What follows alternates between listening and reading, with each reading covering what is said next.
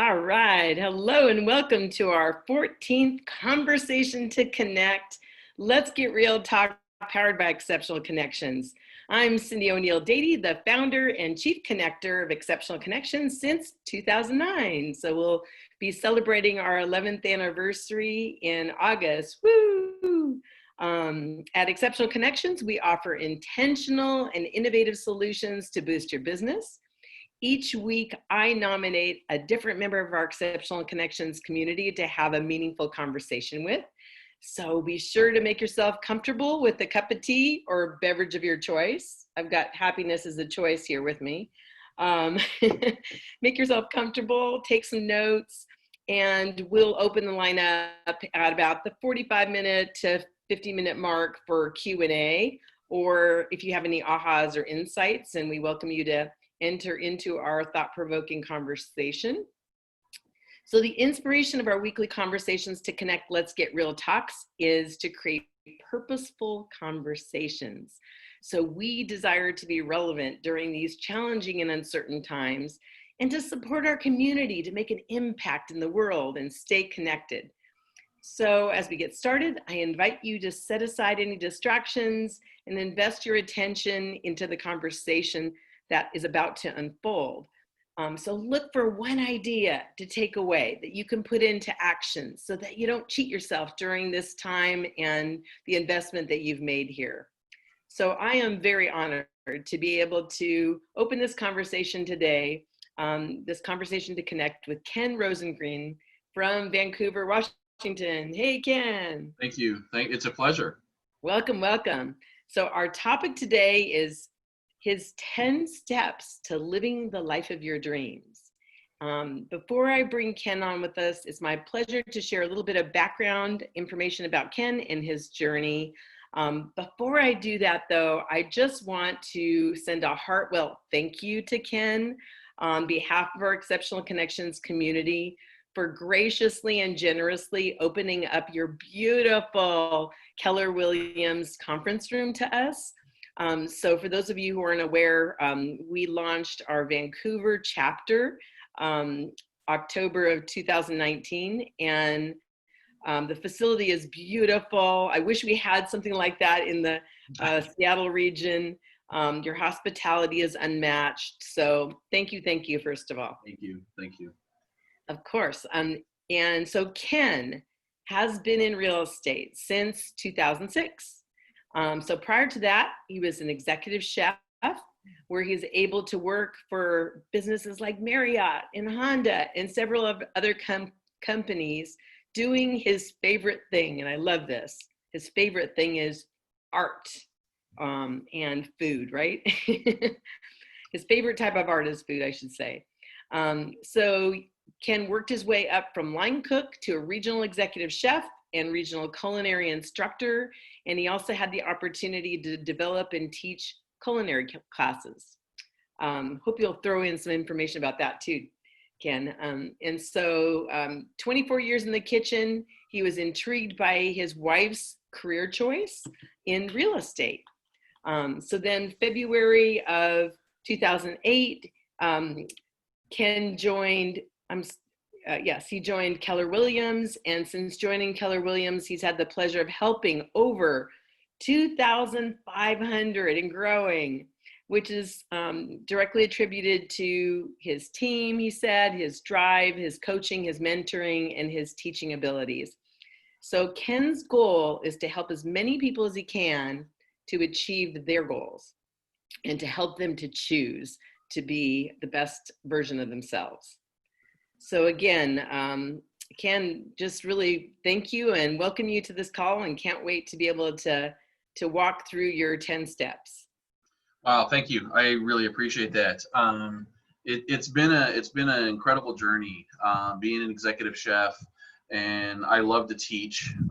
It's a huge passion of mine. I actually work for Clayton State University in Atlanta, Georgia, and that's where we created the culinary programs. And I got to do a lot of that with Marriott when I was with Marriott in the Southeast over in Georgia, and the whole Southeast United States. And like you said, when we moved out here, my wife wanted to get into a new career. She got into real estate in 2006, and guys, ladies, I'm sorry, but guys, we're fixers. We always fix something. You tell us about something, unless you tell us just to listen, we're going to hear the problem. We're going to tell you how to fix it. Okay. And that's what I was doing for my wife.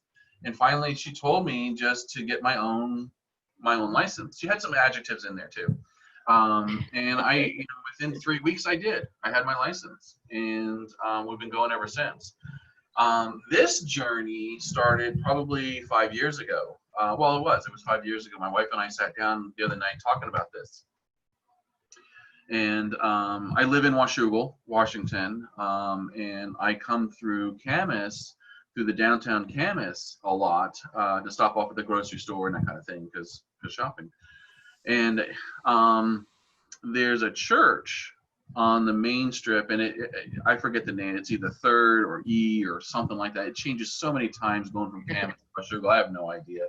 But it's that main strip in Camas. And there's a church on the right-hand side, and every time I drove by, there's a period of several months that had a sign on their board that said, "Aspire to inspire before you expire." And at first, I'm chuckling at it. I'm like, that's just funny. That's you're telling me to do something before I die, And I'd drive by it again, and I'd read it again and again and again and again and again, and it started hitting me a little bit. It started making me think of what can I do? How can I be better than what I am so that I am inspiring people? Which led me to adopting that as my goal in the beginning, my life goal. It has since morphed because with SMART goals, you've got to have a definition to it. You've got to have something to quantify what you're going to do, and then of course you have to have an end date. Well, there's definitely an end date, and that is when I die. Right. And then the quantify is what my life goal is. I aspire to inspire 1 million people to be the best that they choose to be before I expire. That's my life goal. And as I was coming up with that, I've been coming up with all these different things on how I can stay focused to that, because if you're not focused to it, you're not going to accomplish it. So one of the things I thought about was how am I going to do this? So out of the list of the top 10 or the 10 action steps was number one is think of the end in mind. And I'm looking over here because that's where my notes are. Think of the end in mind. And what I mean by that is when we're all going to die. So let's just talk about it. When you die, what are they going to say about you? What is your family? What are your friends? What is your community going to say about you? And for a lot of people, the community is not going to say anything because they don't know you that much. Your friends are going to say you're good, you're cool, you're an awesome dude. You can chug a couple of beers real good with the best of them, and you're a good father, and your spouse is going to say you're amazing, But what else? What do you want out of your life? What do you, if you were to sit down and write your own eulogy, what would you say in your eulogy? Because obviously that's the life you want to live. And then I ask, are you living that life? Are you doing those things that you've actually said that your eulogy is going to be? For some people, no. Well, for most people, no. They're going to say they want to travel, and they're going to say something like, I've seen the world, but then a lot of people aren't even going to put into action steps, that they're going to see different places. And so what is your eulogy going to say if you were to write it? And I challenge you at the end, sometime today, sit down and write your own eulogy and be real honest with yourself. And you could write what they're going to say about you right now, and you can write what you want them to say about you. And you just write it the way you want it. And that way they can just take it and read it. But then you got to live that life. So how do we do that? So living with the end in mind. That's an amazing perspective. I really appreciate that. It is living with the end in mind and backing it up, right? And being able to write your journey, and really not having it be by happenstance or by accident, but be intentional. Purposeful. So purposeful. I love that, Ken. Yeah. So what's your legacy? Sorry, I'm just going to throw that. I got to throw that. What's your legacy? That's a great word. I love that word. I know a lot of people think about that. A lot of people I associate with do. And then there's a lot of people who don't think about what their legacy is going to be. Go ahead. Yeah, no, that's beautiful. I love that word, because legacy, it evokes something that lives beyond you. And so, your goal of being able to, your life goal of being able to aspire to inspire, is it 1 million people? A A million people. million people to be the best they choose to be before you expire. That has a ripple effect that we can talk about later that impacts people well after you're gone, Yeah. right? Yeah. So take us to the second step of how do you start your day? What are some things that you do consistently to help you achieve your goals? Well, there's a form that I use, and we got it with Keller Williams, and we focus on, it's called the 411, and it's, what is my goal? What is my portion of this month for my goal? And then what am I going to accomplish this week for my goal? So I do that every Friday for the next week. But one of the biggest things that I do is I get up every morning with the intention of inspiring my family. And Beautiful. I have a good family. I have a good sized family, and I don't think family is just blood. Family is more than just blood. Like, I've got a group of three other families that I consider they're my family, and we're not blood related. We've been doing dinners once a month for the last 10 years. We go do things together, and they're my family also. So it's about, how can I inspire my family to be a little better than they were yesterday, or to do something that they wanted to do, or to be a different person than what they are right now. So that's a huge one for me, because I'm a big family guy. And that's a huge focus, is to make sure that my daughter, my wife, the people around me, I'm making a positive effect on them. Now, honestly, I'm not perfect. I know you think I am. Sometimes I think You are. but we make mistakes, and sometimes I don't achieve that goal every single day, but it's my intention. And the more I intend to do it, the better I get at it. Okay. Yeah. Another thing I do first thing in the morning is I have a goal in my head that I'm going to inspire somebody around me, whether it's my community or the people I interact with or something, but I want to inspire somebody around me. Those two things are huge. And when you do them with intention, you're going to have bigger results. And that's the biggest thing, is this whole thing is about intention. Yes. And then having an action plan, and creating that action plan so that you can move forward and do it and accomplish it, and be that better person that we all wish we were at times. One of the simplest things that I've found for me is, and I know it looks like I'm not smiling, but I am. This is my inner smile. Just smile. Step number 4 is simply just smile. Just be you. Have fun. Smile. Because here's the thing: when you're smiling, you're in a very positive world. Okay. You can't sit on a chair with your shoulders slouched forward and be in a good mood.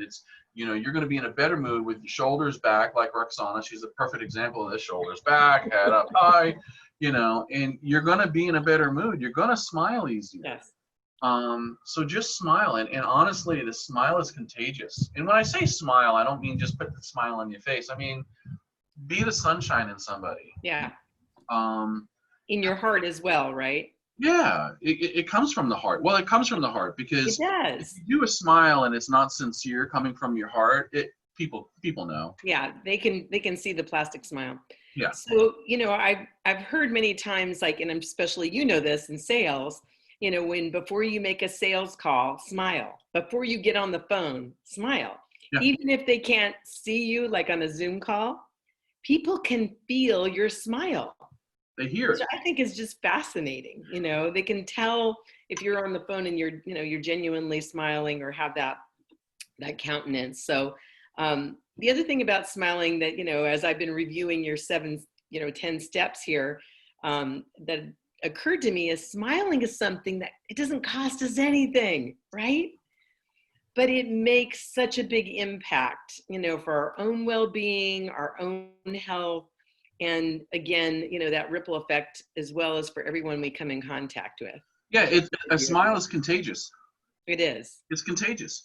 You put a bunch of people in a room, and if one starts focusing on the negative, it's going to go to the next and then the next, and then the entire room, they're all griping, moaning, and groaning. And I can prove that. I did a Facebook Yes. post the other day, last night, that proves it. Yes. All of a sudden, everybody's in a negative mood. Well, if you're smiling and you can only look at the positive when you're smiling. Right. Okay. I mean, reality is, if you're smiling, you're in a happier place. You're only going to see the positive. You can't see the negative if you're happy. Yes. So with that smile, it helps you progress forward, and then it spreads. It's true. Spreading. It's so true. So in the days of COVID here, wearing our masks, right? It's interesting because I miss people's smiles. I miss, seeing going to Trader Joe's and asking a question of, one of the clerks for something, and then being able to say, how's your day? And smile. But I realized, okay, we can't see our mouths. Some people came up with a clear mask deal, but we can see people's eyes, and eyes tell that story too. Yep. Eyes smile as well. Yep. That's a huge thing. Well, and you hear the inflection in their voice too. Yes. Yes. So it's the whole countenance, right? Yeah, it's everything. It's like when I taught culinary classes, and I would talk about seasoning food and the whole food experience. I would start with the story of, people will have already decided if they like your food before the plate is put in front of them.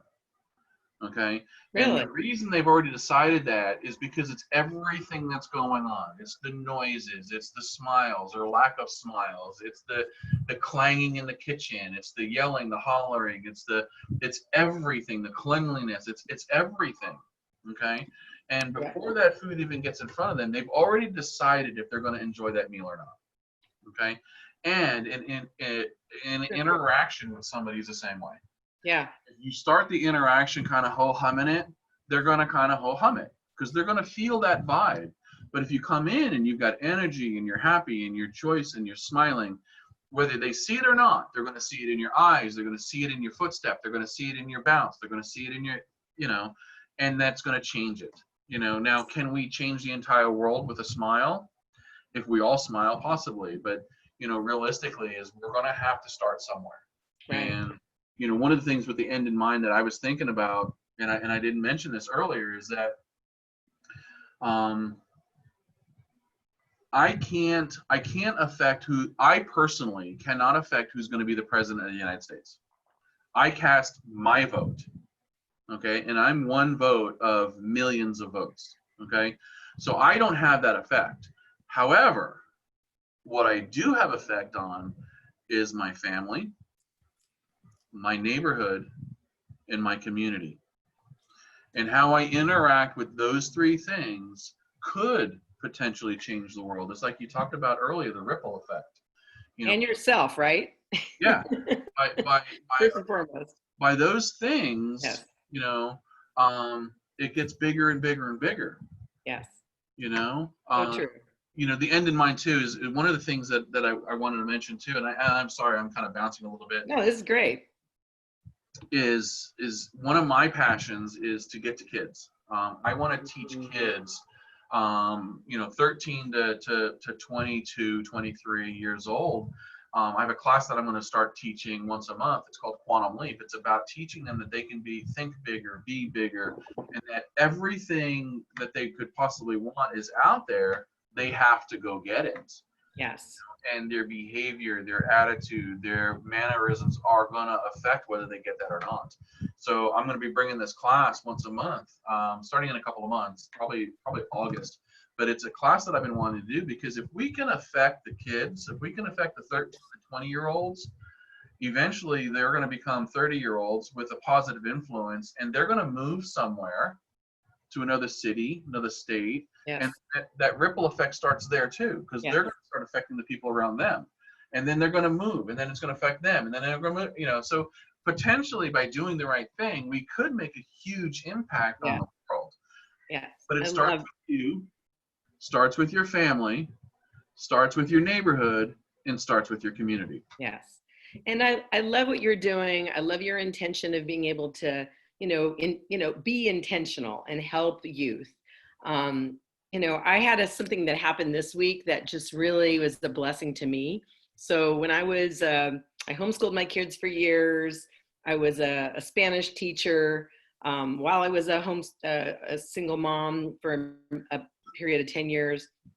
And one of my students' moms reached out to me this week and asked if I would do a little video testimonial for the director of one of the schools that I taught at.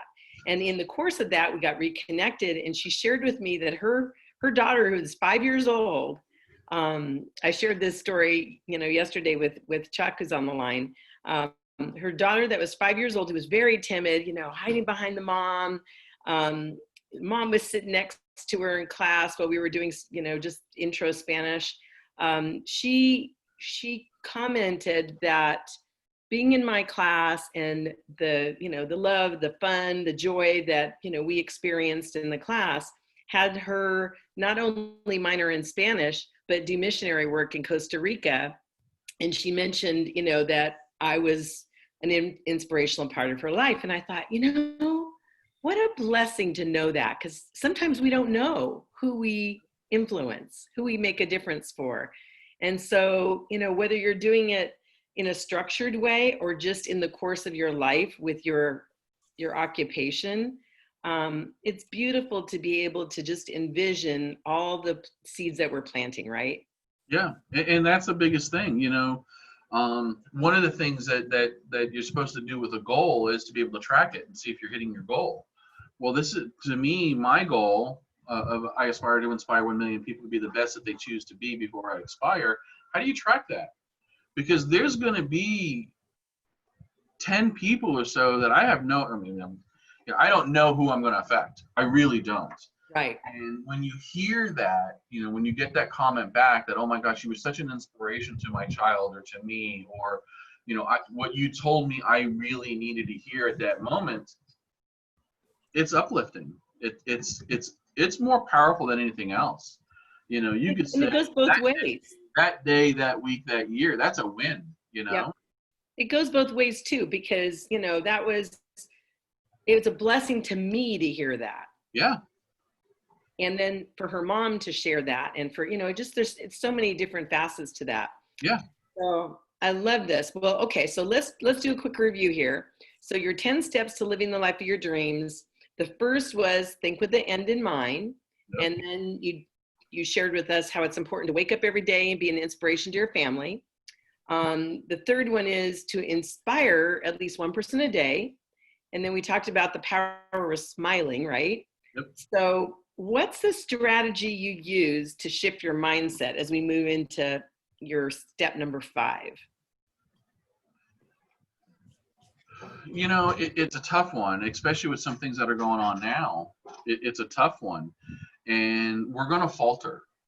I promise you, we're going to falter once in a while. And we've got to get up, brush off our jeans, wipe off our shoes, and say, you know what? I made a mistake. Admit it, own it, move on.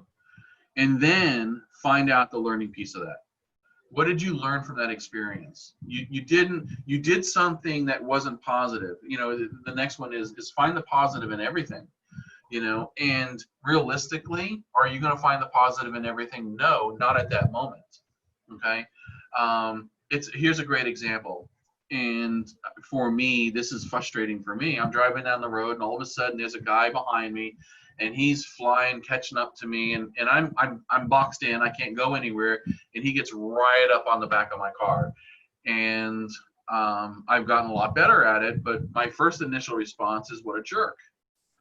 This guy's obnoxious. What is he doing? He's riding my butt. I can't go anywhere. The car in front of me won't go faster. I got cars next to me. What does he want me to do? And he'll get up close, he'll back off, hit his lights, kind of flash his lights and everything.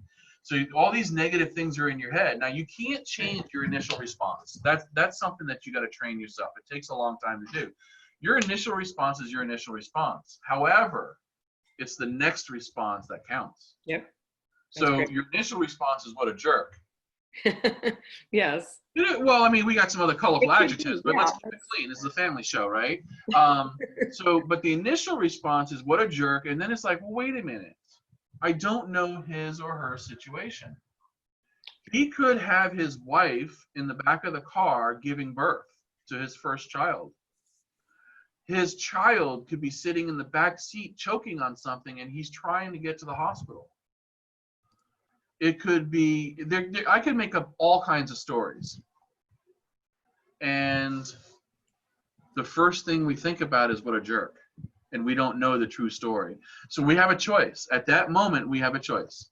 We could either call him a jerk and be mad for the rest of the day, or we can make a different story and say the story is the guy's on his way to the hospital so that he can have his firstborn child. Now, which story do you want to live with for the rest of the day? Right. Well, the reality is, we talked about this when we were prepping for this call, it's really important to give people the benefit of the doubt, right? And it's hard. We never know what somebody else is going through. Yeah. And that's really, whether we can, kind of figure it out or see it on their face or what have you, you don't know. But I think it's important to just be compassionate and to give people a lot of grace, especially at this time right now. We're just coming out of being shelter in place for 3 months in Washington, and people are frustrated. People are ready to get out, and especially with the weather getting nicer. But I think it is important to give each other a lot of grace. It is, and this is a great example. I mean, what's going on right now? In our area, our governor said last night, as of Friday, we have to wear masks. Okay. Right. So this is a great example. We could either be really, really mad about this and say, I'm not wearing a mask. There's no, fight it, argue it, whatever you want to, I'm not doing it. Or we could look at the positive side. The negative side, I'm not going to do it. It's useless, it's senseless, I'm not going to do it. The positive side is, for me, if this is what it takes to get people back to work, give me a mask. I said it this morning. We were joking around on a class we did earlier today with Dave, and I said if the governor says I got to put a bag over my head, I'll put a bag over my head. If that's what we're going to do to get into phase 3 of what's going on with this pandemic, then that's what we need to do, and that's what I'm willing to do, because there's so many people that are losing their businesses and they're losing they're losing their home. So the positive side is, if I can help those people get back to work, I'm going to get back to work. And if all it takes is just putting a mask on my face or a bag on my head, right, Dave? Put a bag on my head, I'm good for it. Let's go. Right. But a lot of people are going to look at some of the negative, and let's change that conversation. And that's what it is. It's about changing the conversation. Find the positive in everything and share that. We could sit here all day long. We can name all the negatives in the world. What are the positives? Let's focus on that. There's a law that says what you focus on expands. So do you want to focus on the negative, where you're living your entire life in the negative and it's grumpy and you're pissy and you're mad and you're frustrated with the entire world? Or do you want to live in a positive world and share positivity and smiles and happiness and inspiration? Which one do you want? I want this. Now, do I find the positive in everything? Sometimes I don't.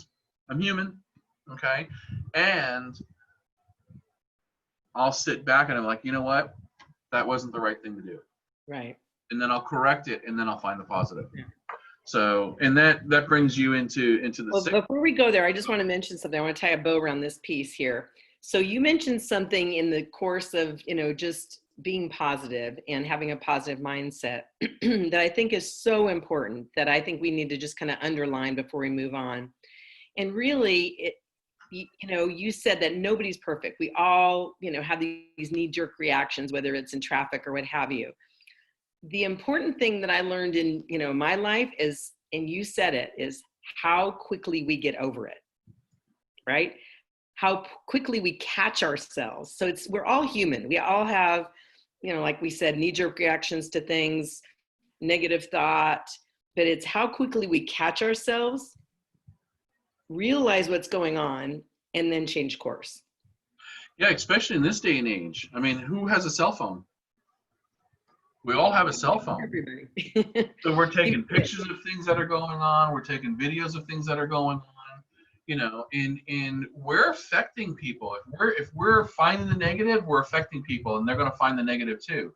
If we change it and start finding the positive in things, the people around us and the people that see us finding those positive things are going to start doing that as well. It may not be like today. It may take tomorrow or the day after. But over time, people will do what you're doing if you're around them long enough. They'll Right. start changing.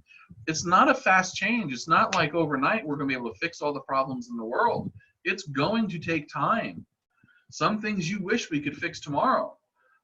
And realistically, they're not going to be fixed tomorrow. We're going to have to take time to get those things corrected. Right.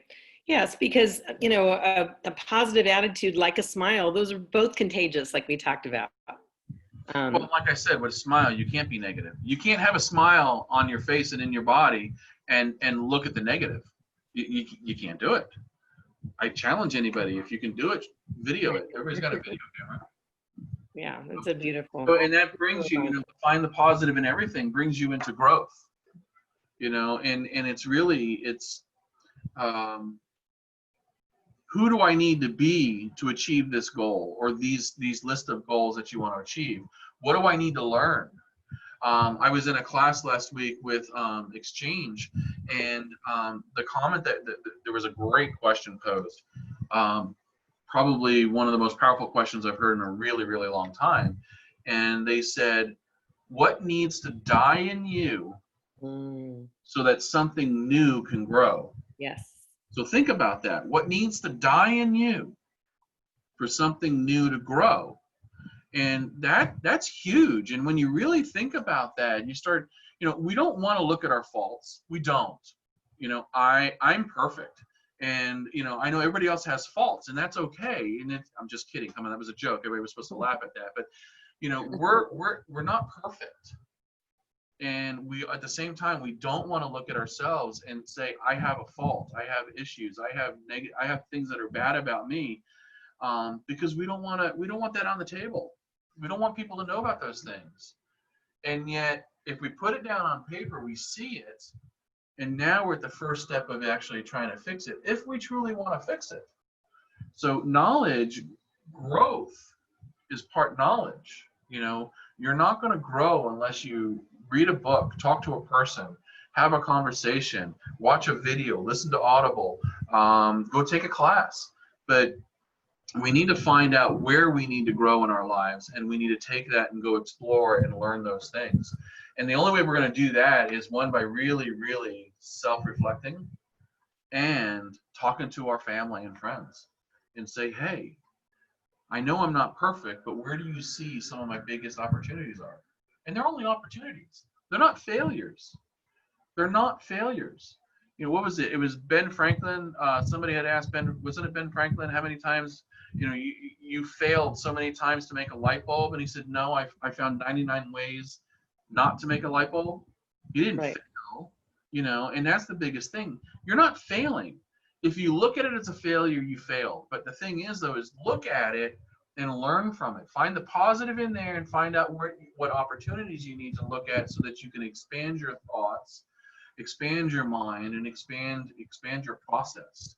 And that's a huge one. Growth is a big one. And I think we all need a plan for growth. I have a plan for growth of classes that I'm taking, books I want to read, audibles that I want to listen to. And my growth plan, I do it every year, has things in there. Taking vacations is a growth plan. I mean, I've taken my daughter out of the country. She's seen 14 different countries, and she's 13 years old. Beautiful. And part of that is her growth. That's part of my plan for her, is to see things that I never got to see at her age. And that's part of the growth plan, is so that she can experience those things. Yes. But we've got to look at ourselves, and we got to look at where we want to go and what do we want to teach our kids. And those are the things that we need to make sure we're learning so that we can provide that positive influence. Right. Well, the word that comes to mind for me right now is redemption, right? If you had something that you didn't experience, like let's say you didn't travel as much as you would like to have when you were younger, you're offering that to your daughter. So you're redeeming the situation, and it's a win-win for everybody, right? For yeah, you, and daughter, for your family. We've been to some incredible places, and to see her eyes light up, and to see her the oohing and awing over different things, it's incredible. Absolutely incredible. We took her to the Vatican in Vatican City, and we're walking around, and she's just in awe. I love it. one, where she was, and two, what she's seeing. And it was really cool to see it through her eyes, and get to experience part of it through her eyes.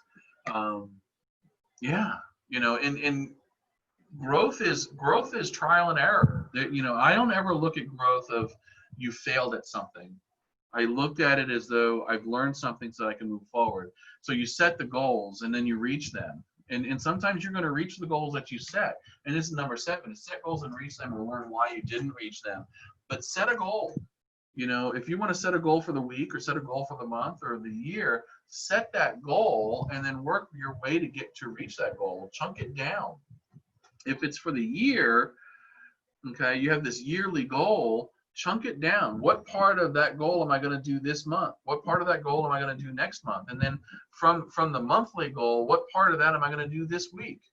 And if you do it, great. And if you don't do it, if you don't accomplish that goal for the week, what stops you? What can you learn that's going to help you achieve those goals for the future? Because if we don't learn from not achieving our goals, then we're never going to get anywhere. Because we're going to do the same thing over and over again, and we know where that gets us. Right. Nope. So if we don't accomplish the goal, that's okay. It's not a failure. It just means you need to learn from that experience to move forward. And that's a big one. It's a really big one. And a lot of people, Cyndi, we were talking the other day, and I shared with you, when people set 5-year goals, they typically under-project what they can do in 5 years. And they will over-project what they'll do in 1 year. So everybody sits down, and it's funny because a lot of people will sit down in December and January to map out what their goal is for the next year. Okay. And my challenge for everybody is to sit down in September or October and make your goal for 2021. Now, I'll challenge you one step further. Sit down in September and make your goal for 2026, and then make your goal for 2021 as a portion of what your 2026 goal is. And then you're going to see your life come into reality. You're going to see the pieces really show up. And when you do that goal for 2026, and you say that you want to, let's just say it's an income goal and you want to make $100,000, double it. Say you're going to make $200,000, or triple it, and say you're going to make $300,000, whatever you want to do. But take that initial number and at least double that number for your 5-year goal. And then break it down on what you need to accomplish this year in order to get to that goal. And every piece that you go through, it's not a failure. Don't ever think that you failed something, because you didn't. You learned a way that it's not going to work, and now you're going to learn another way to make it work. Right.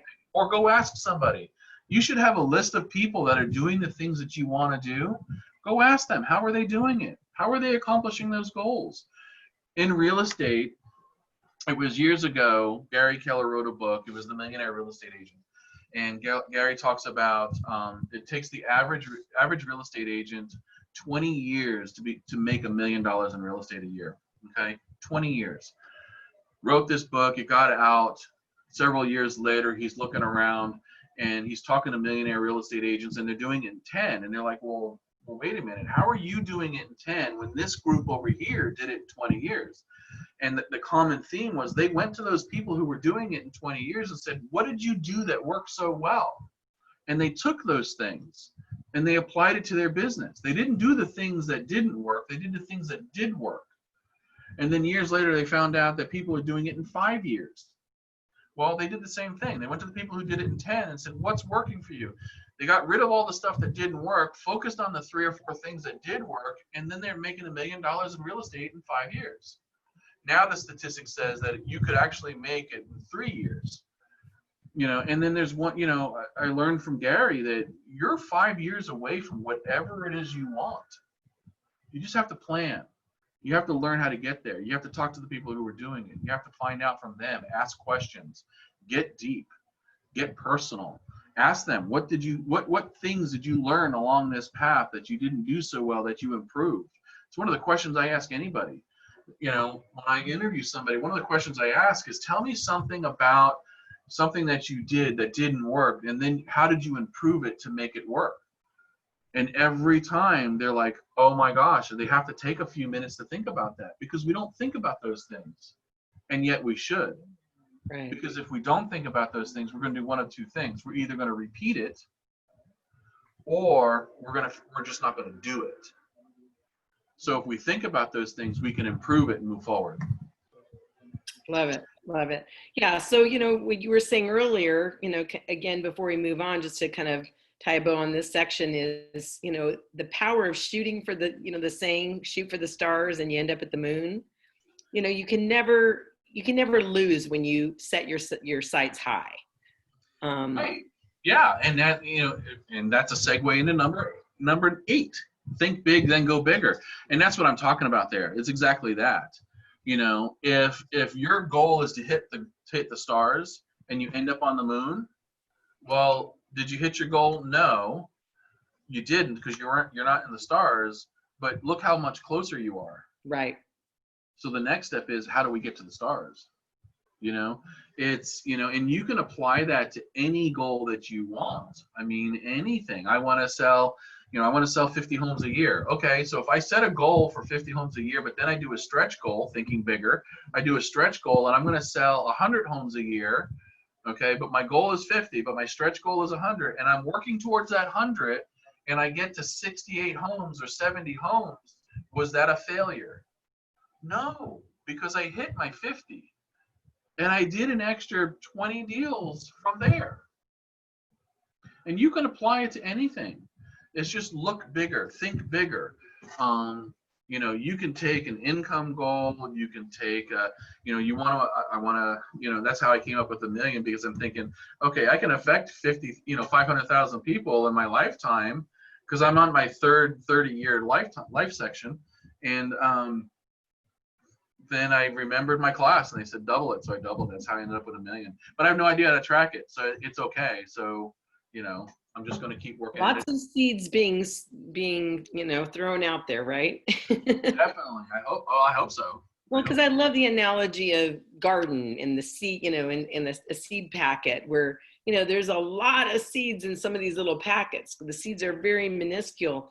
And the reality is not every seed is going to sprout.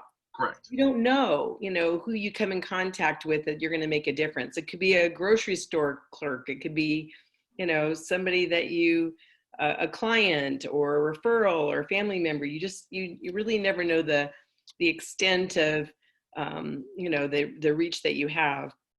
Well, and you could be affecting the grocery clerk that you're standing right next to, that you're talking to. It doesn't have to be a client or a partner. It could be anybody, literally anybody.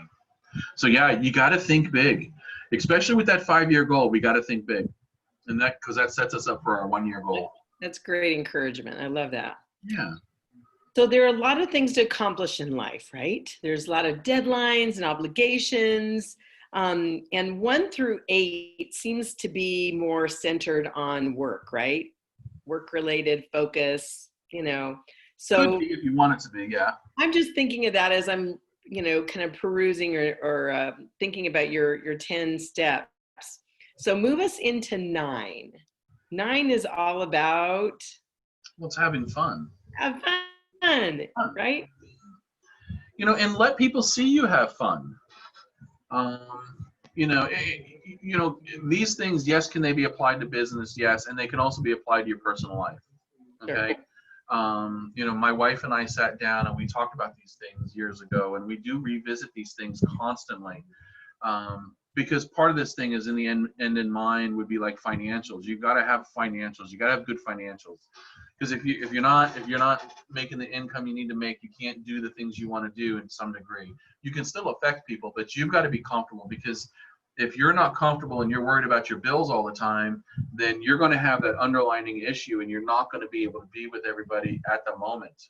Okay. A great example of that is years ago, I was helping with a food bank, and we were preparing Thanksgiving dinners. Or we were boxing up people to have their turkey and their stuffing and everything else. And as people would come in, we'd hand them their box and we'd help them. And I'm standing next to this other real estate agent who the whole time was just really complaining, and she would run back to the phone constantly, and I finally said something to her. I'm like, is everything okay? And she's like, no. She's like, I've got to get this deal to close. I'm like, okay. She goes, no, you don't understand. I got to get this deal to close because I've got to pay my mortgage. My mortgage was due yesterday, and it's late, and I've got to get my mortgage paid. And I was like, well, why don't you go take care of that? No, because I already volunteered. I promised to volunteer. I'm like, yeah, but you're really not here. You're not helping. You're off in another world. And although I understand your situation, I said, but why don't you take this time? I will take care of everything. Don't worry about it.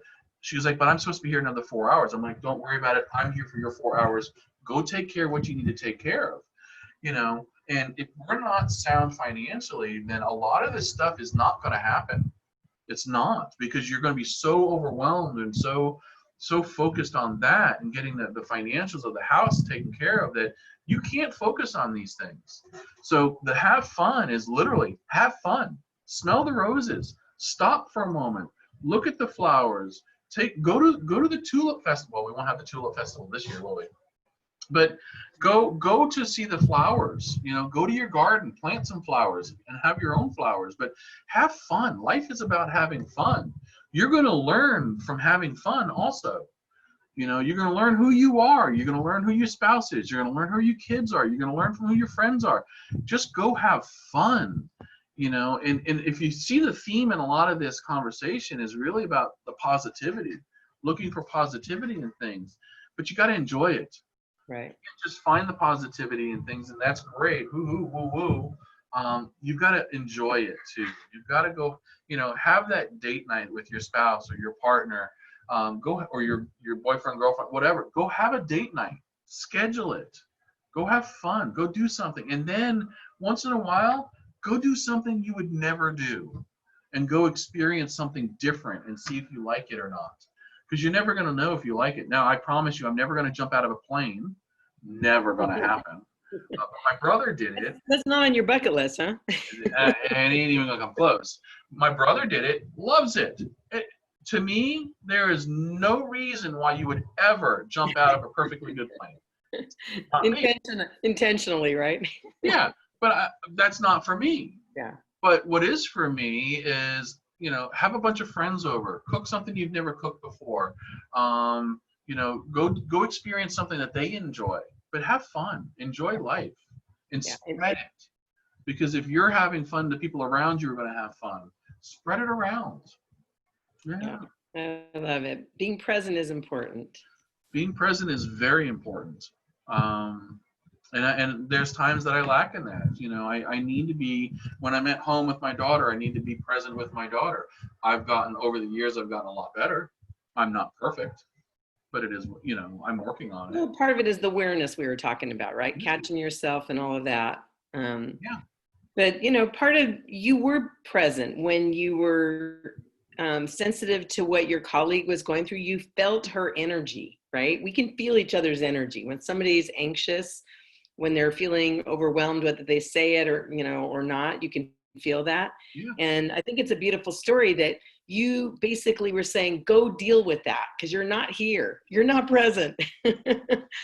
So go take care of that and, be able to make an impact in that arena, because when you're spreading yourself thin and you're not present at anything, we're not really accomplishing what we need to be. We're not in the moment. We're not yet. Everything else is going on around us and we're just here. Right. We're not even in the moment.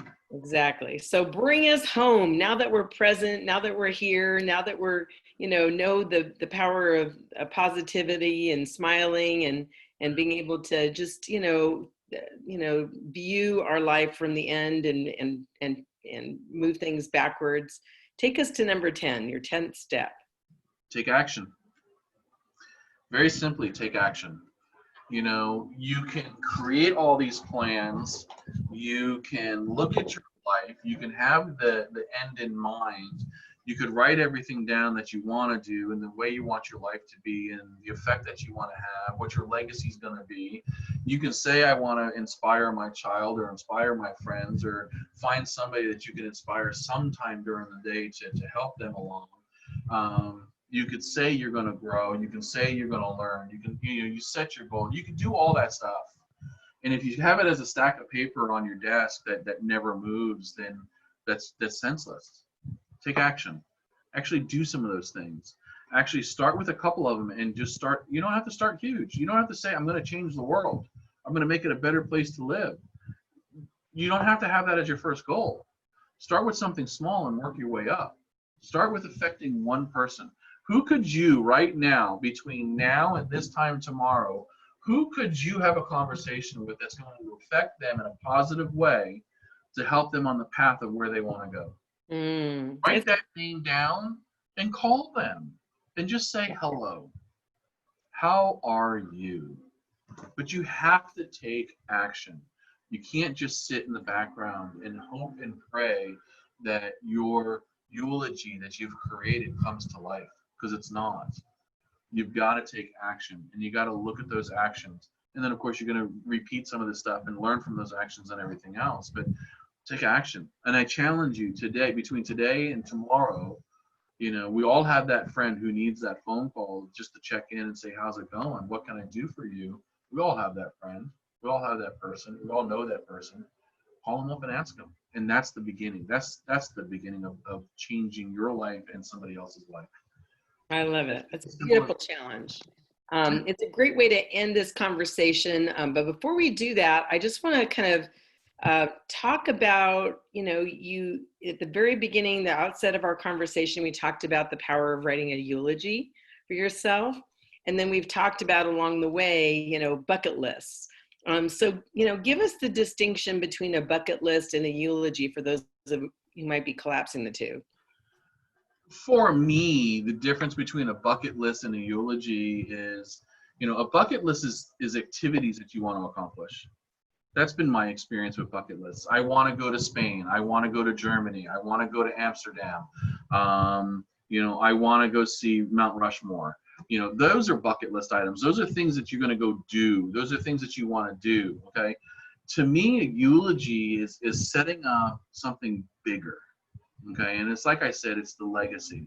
That's part of what the eulogy is for me. This is about me, and I don't mean to be selfish and I don't mean to be rude, but this is about me. You can take these bits and pieces and apply them to you, and that's great and that's awesome. And I hope that I've made an impression on somebody. But for me, a bucket list and a eulogy is I want to leave a legacy, and that legacy is going to be for my daughter and for my neighborhood and for my community. And I want people to grow and learn. Like I said earlier, I personally will never be able to pick the president because I'm one voice out of millions of voices. However, what I can do is affect my family, affect my neighborhood, which will affect my community, which will make a bigger impact. And that's all I can do. And I'm going to do the best that I can. So a eulogy is really getting into those things. Yes, part of it is covering some of the bucket list items. We did this and we did this and we went there and we had this and we saw parts of the world. But really when it comes down to it is setting my daughter up for success for the rest of her life. It's giving to one of my things in my eulogy is that we're working towards is my wife has a goal. My wife has a goal that we have to have 110 doors, meaning 110 rentals by the time that we die or in the next 10 years. So that we can take a portion of that income and every month it goes to the Children's Center. I have a goal. Two of my goals is one is I want to help 200 people between now and when I go to have a net worth of over $2 million. Another one of my goals is that I'm going to help 50 people between now and when I die to have at least $1 million in the bank. And those are goals that I've set for myself. Now, how can I accomplish that? I've got a plan, and it's just the very beginnings of that plan. It's setting people up for success. It's helping them in progress. It's helping them see where they can go and what they want to do. And that's part of why I do some of the things I do. So these are beautiful and tangible examples of the things that you put on your goals that you want to accomplish. And again, it feeds into that, that concept that we talked about, shooting for the stars and landing at the moon. So thank you, Ken, for generously sharing with our listeners your 10 steps to living your your dream life. So I really enjoyed this thought-provoking conversation. And I'm really excited to be able to open this up to our listeners to be able to have a little bit more conversation. Before we do that, excuse me, I want to make sure that for those who are listening, they know how to connect with you. If they want to get to know you, learn more, what is the best ways for somebody to stay in touch with you? So texting and phone calls, I love to talk to people. So texting and phone calls is great, 360-609-0226. I'll be honest with you though, I don't answer my phone or text when I'm with clients. And then of course there's times when I'm with my family that I don't do it either. But I promise you I'll get back to you. My email is Ken Rosengren at Lucido Global. I'll spell it also. It's KenRosengren at Lucido, LucidoGlobal.com. And then if you want access to my real estate website, I can do that. I'm working on a couple of things too. And I'll have those links on the description for the YouTube channel, because this will be on a replay for YouTube. So Roxana, if you can unmute everybody, and then if we have questions or anybody wants to share their one thing that they're gonna take action on or do, this is a great time for that. Or if you can unmute yourself, if you want to share with Ken. So thank you, Ken. This has been really great. Great reminders, simple things, right, that we can do to be able to move us forward. And I love that a lot of the things that you shared are like the baby steps, and just being in action, how powerful that is. I'm not a complicated guy. I'm a very simple guy. My wife is the amazing part of our family. And so I have to dumb it down for me. So this I don't think I can get any simpler than this, but it works for me. And like I said, this is not a proven path. Okay. This is my path and I'm on that path and it's working for me. It's working for my family. Yeah, so thank you for sharing what's working for you, because we all can learn from each other. Absolutely. So anybody have any epiphanies or ahas or questions? I have an aha. I was going to say something else, but when the last thing you said was about your goals, and all of your goals were to help other people. And I just think that's awesome. Because a lot of people just make their goals focused on themselves, and all of your goals are helping others do amazing things. And I just think that shows the amazing part of your soul, your heart, and I just think that's great. So thank you so much for all the inspiration that you provided today. Thank you so much. That means a lot. I appreciate it.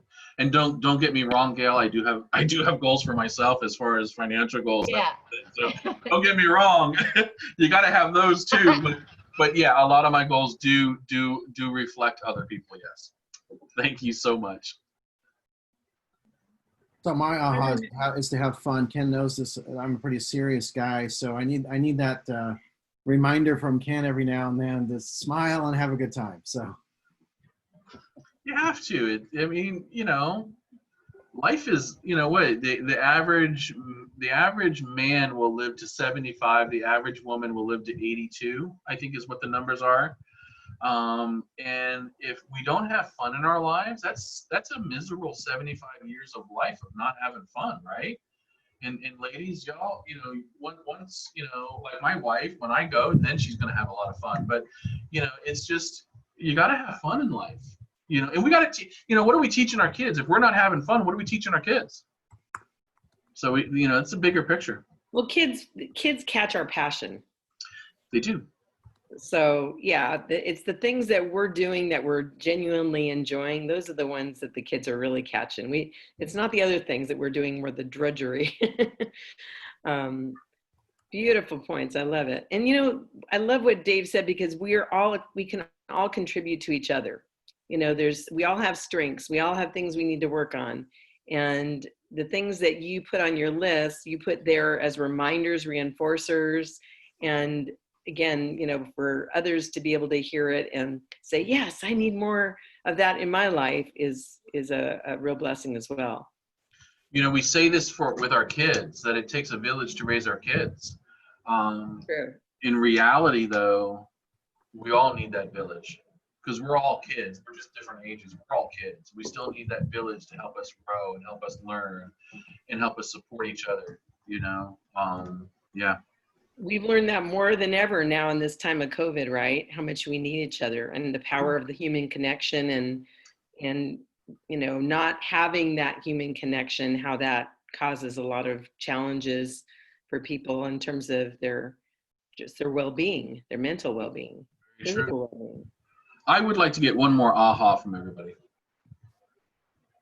I would like to share. I mean, I love that that assumption, be a jerk. I feel like I need a bumper sticker to remind me, like, be a jerk. I'm like, have a second thought. Okay, he could be having a baby. You know, I really just need that reminder. I'm like, what an asshole, be a jerk. You know, like, I think that word just really, it's gonna make me think every time I'm gonna hear that word, because I heard you say 3 times.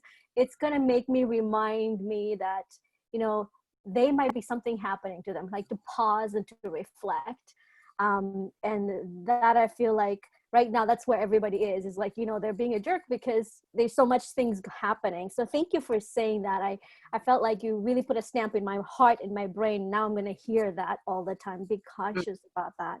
And then the other one, Ken, thank you so much for saying this. I really love this. I'm like, when you smile, like, there's no negative coming out. That is so true. Like, I see this all the time. I'm always seeing smiling, joy, people showing pictures of their family vacation, blueberry picking. Like, I'm always seeing joy and happiness and celebration in life, because I'm seeing that more. Like, you're talking about the energy, like, the more you see positivity, you start seeing more positivity. When everybody's like kind of stuck in the negative world, I'm like, no, my world is really beautiful. Wonderful things, people berry picking, they're out by the river, they're out working, you know what I mean? So it was really beautiful to remind me that, yes, the world is kind of sad, but also there's lots of good things. There's a lot of smiling going on. So thank you for that. That's a great reminder. And it's a choice, right? It's a choice. We can either go down that negative road, or we can go down that positive road. What is life on the negative road? What is life on the positive? You know, and I love it, you know, thank you. You know, we can't change our first thought. Over time, we can train ourselves to have a different first thought. But right now, our initial first thought is our initial first thought. It's what happens next. And what story do you really want to live with for the rest of your life over that activity is I want a positive. So and thank you for bringing that up. I appreciate that. Thank you. Beautiful. So one last aha or question before we close here, and you're welcome to unmute yourself. Well, I'll make a comment on Ken's, what he had to say. I like the idea of the smile. Something happened to me just in the last couple of weeks. I had a friend of mine who lives in Oklahoma, of all places. He had done something to me that at first I didn't even know he did. And it was like, I don't know, 6-8 months ago. And it was unbeknownst to me. I didn't think much of it because I don't get upset and stuff about things when people make mistakes. But it was a chewing him up. It was, I guess he got to the point he couldn't sleep at night. So he sends me this letter, you know, asking for forgiveness and everything. So I decided, well, geez, I really wasn't harmed. And so he was like tearing himself apart over it. So he couldn't sleep at night. And so, you know what I did? I don't know where I got the idea, but I went and bought a big sign, like an 8x10 sign. And all on it said, it had a happy face on it, and it said smile in big letters. And I mailed it to him. He got it just, well, it's today. He got it, I think, Saturday. And he was like, what's this? I don't get it. You know, he just totally didn't get it. And I said, well, that's my reply. You're killing yourself over how you're feeling about it, and you've written yourself a story, you know, demeaning yourself. And, you know, I appreciate it, but this is just my reply. And he was just taken aback by it. He was stunned and speechless. And I thought, wow, how simple was that? Because he was Right, expecting interesting. something negative. He was It wasn't expecting even, negative, and he came back positive. That's awesome. Yeah. it Awesome. wasn't even your smile. Yeah. Oh no, I just made him to smile. But anyway, I love it. it was kind of funny because I was walking into a drugstore and I just happened to see it. I go, there it is, perfect. That's awesome. the right reply. That's I didn't know how to reply to him because it was a non-issue for me. Nice. So anyway. Well, before we close, I see Nancy there. Hi, Nancy. Hi, how are you? I saw this yesterday. I was looking up your networking group because I'm wanting to connect in a way that I feel has got value. And you've been popping in my head. And I just thought, God, I want to see what Cindy's doing with the COVID stuff. And I saw this, so I wanted to jump on. It's been really fun. Thank Oh, you. I'm so glad you joined us. So what was your aha or takeaway from Ken's talk here? Oh, I got lots of hits from it. I love the car analogy, and I kind of take it to this spot. Absolutely, we all react however we react, and for me, my thought is maybe the guy really is a jerk, but that doesn't mean I have to enroll myself into his jerkish behavior. Yeah. Like it's still a choice. I mean, because if I make up a story just to allow for his bad behavior, that's a story too. So I'm thinking, oh heck, if he's a jerk, he's a jerk. And I just remember this one friend of mine. That's good. When I was a programmer at Boeing, and she was like, hi, how are you? About life all the time.